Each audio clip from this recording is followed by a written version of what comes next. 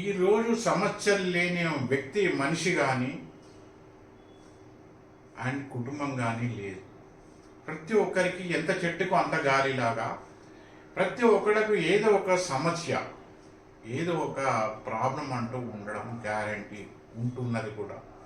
నేను కాస్త ప్రశాంతంగా ఉన్నాను, నాకు ఏ సమస్య లేవు అనుకుంటాను, లేనే లేదు. అది జీవితం ఉన్నంతసేపు ఏదో ఒక సమస్య ఉండనే ఉంటుంది. అయితే ఇటువంటి పరిస్థితులల్లో ఇంటి కుటుంబ సభ్యులు కానీ, లేకుంటే స్నేహితులు కానీ, బంధువులు కానీ, ఎందుకైనా మంచిది మీ ఇల్లు వాస్తుకు చూసుకోండి, ఒకసారి వాస్తు చెక్ చేయించుకోండి అని ఎవరన్నా అడిగితే చెప్తే, మా ఇల్లు వాస్తుకే ఉంది, మా ఇల్లు వాస్తుకు లేకుంటే మేము ఇంతమంది పుట్టేవాళ్ళమా, ఇదే ఇంట్లో ఎన్నో శుభకార్యాలు కూడా జరిగినాయి, వాళ్ళకి మేము ఎట్లా డెవలప్ అయినాం, మరి ఇప్పుడే ఈ వాస్తు ఎందుకు వచ్చింది అని కాస్త సహజంగా వాళ్ళకున్న అనుమానం కావచ్చు, ఏదో ఒక వితండవాదం చేస్తూ ఉంటారు, ఏదో ఒక ఆర్గ్యుమెంట్ చేస్తూ ఉంటారు, నమ్మరు, పాటించరు, ఖర్చు చేయరు. దీనికి మనం ఇటువంటి డౌట్స్ అనేది చాలా మందికి, చాలా కుటుంబాలలో వస్తుంటాయి.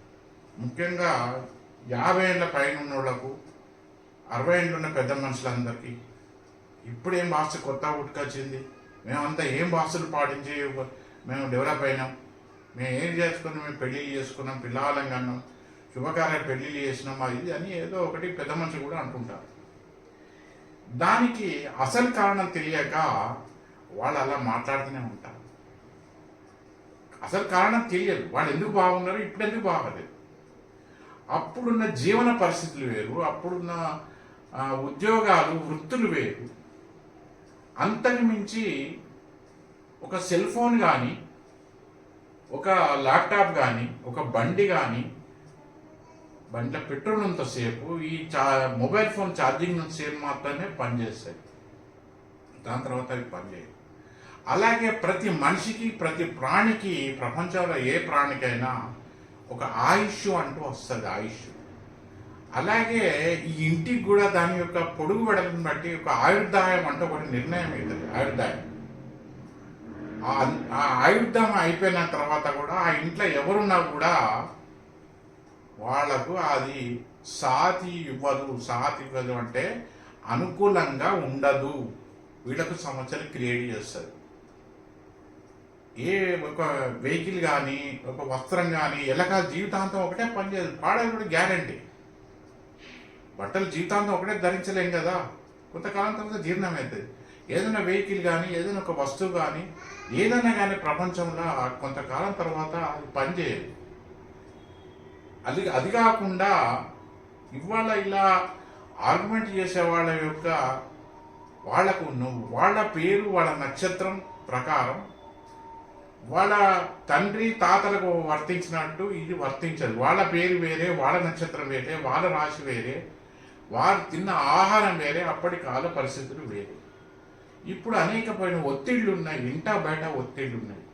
ఈ ఒత్తిళ్ల మధ్యన మనిషికి మానసికంగా, శారీరకంగా లేనిపోని కొత్త ప్రాబ్లమ్స్ అంటూ క్రియేట్ అవుతుంది.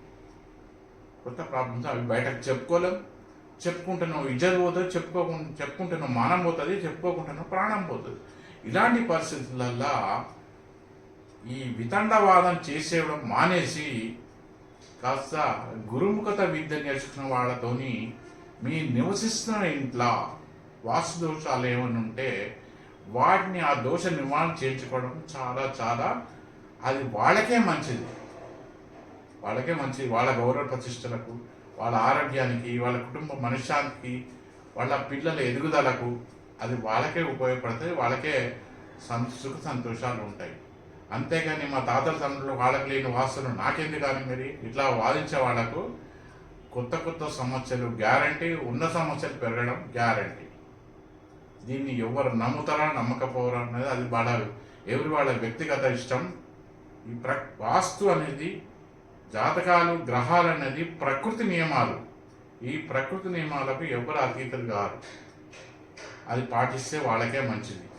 ఈ వితండవాదన మానేసి ఎవరైనా గురుముఖత విద్య నేర్చుకున్న వాళ్ళతోని వాస్తు దోషాలు నివారణ నేర్చుకుంటే వారికి, వారి కుటుంబ సభ్యులకు చాలా చాలా మంచిది, అందరికీ సంతోషం ఉంటుంది. ఉంటాను. నమస్కారం, శుభాకాంక్షలు.